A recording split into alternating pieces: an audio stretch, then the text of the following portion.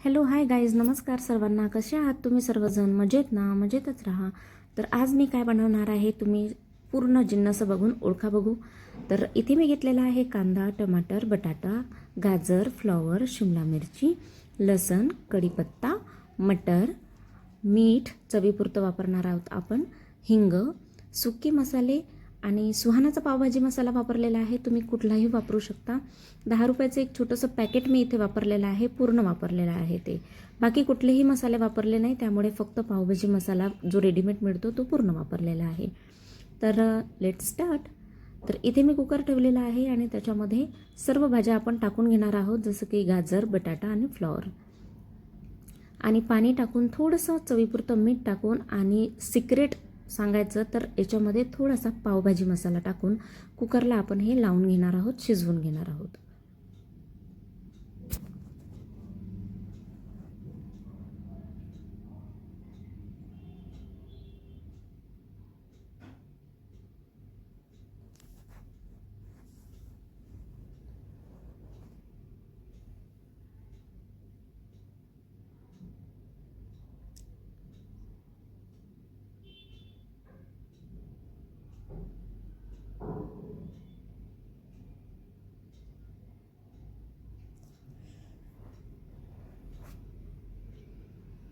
आता झाकण लावून आपण 10 ते 15 मिनटं या भाज्या छान शिजवून घेणार आहोत.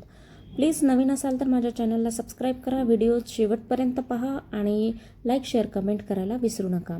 संध्याकाळी माझा 7 वाजता लाईव्ह असतो आणि रात्री 11 वाजता असतो. सो प्लीज तुम्ही सपोर्ट करा मंडळी. वेळ मिळाल्यास नक्की माझ्या लाईव्हला या आणि माझे व्हिडिओ शेवटपर्यंत नक्की पहा. तर इथे मी कढई ठेवलेली आहे आणि त्याच्यामध्ये भरपूर तिळाचं तेल घातलेलं आहे. पावभाजी, मिसळपाव असे काही पदार्थ करायचे असले की तेल थोडंसं जास्त वापरल्यास काही हरकत नसते. सो इथे तेल घेतलेलं आहे आणि मोहरी, जिरं टाकून घेतलेलं आहे. लसूण होता, ठेचून घेतला होता हा. याच्यामध्ये अद्रक वगैरे नाही टाकलेला आहे. तुम्ही थोडीशी हिरवी मिरची घेऊन त्याचं मिक्स करू शकता. अद्रक आणि हिरवी मिरची वगैरे टाकू शकता. तर हे सगळं तेलामध्ये फ्राय करून घ्यायचं आहे छान.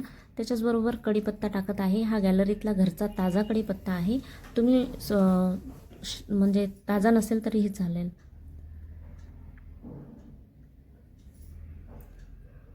आता इथे मी 2 पिंच हिंग टाकून घेत आहे. तेलामध्ये छान फ्राय करून घ्यायचं आहे आपल्याला.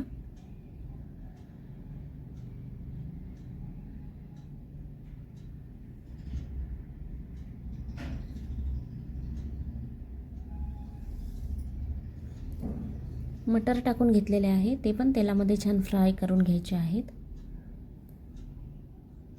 आता कांदा आणि टमाटर टाकून घेऊया. कांदा टाकायचा आहे, 10 मिनटं होऊ द्यायचं आहे आणि नंतर टमाटर टाकायचं आहे.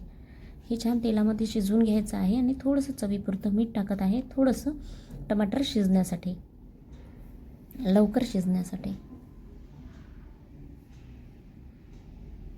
हे सर्व जिन्नस आता तेलामध्ये छान भाजून घेतलेले आहेत.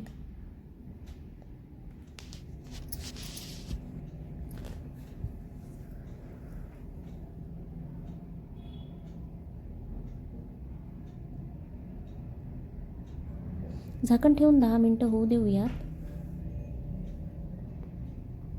आता हे सर्व शिजलेलं आहे आपलं, तर याच्यामध्ये आपण सुके मसाले घालून घेऊयात. इथे हळद घेतलेली आहे अर्धा चमचा, लाल तिखट घेतलेले आहे 2 चमचे, जे घरी बनवलेलं लाल तिखट आहे.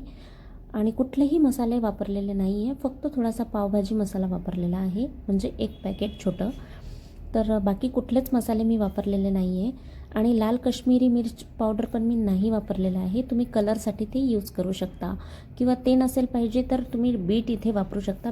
बीट घातल्यास पण लाल कलर खूप छान येतो, भाजीला कलर खूप छान येतो. तर आता हे सर्व शिजून घेतलेल्या भाज्या मी रवीने छान एकजीव करून घेतलेल्या आहेत.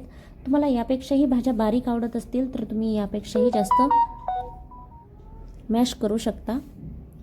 तर हे भाज्या घालून घेतल्यानंतर मी कुठलंही पाणी वापरलेलं नाही आहे. जे भाज्यांसोबतचं पाणी होतं तेवढंच मी इथे यूज केलेलं आहे. ते पाणी जर कमी पडत असेल तर तुम्ही थोडंसं गरम पाणी करून टाकू शकता, पण थंड पाणी कृपया वापरू नका. तर हे सर्व मिक्स करून घेते आणि झाकण ठेवून 10 ते 15 मिनटं शिजू देऊया याला. चवीपुरतं मीठ घालून घेऊया आणि मग झाकण ठेवून देऊया.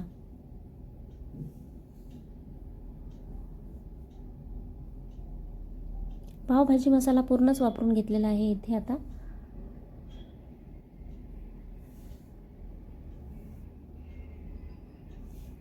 तुम्हाला क्वांटिटी कमी पाहिजे असेल पावभाजी मसाल्याची तर तुम्ही करू शकता.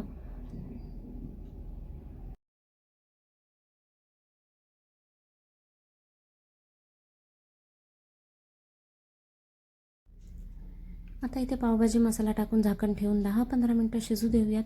माझ्याजवळ बटर नव्हतं म्हणून मी तूप वापरलेलं आहे, तुम्ही बटर घालू शकता. तर ही पावभाजी तयार आहे. कशी वाटली माझी आजची रेसिपी मला कमेंट करून नक्की सांगा आणि माझ्या चॅनलला सबस्क्राईब करा, लाईक, शेअर, कमेंट करायला विसरू नका.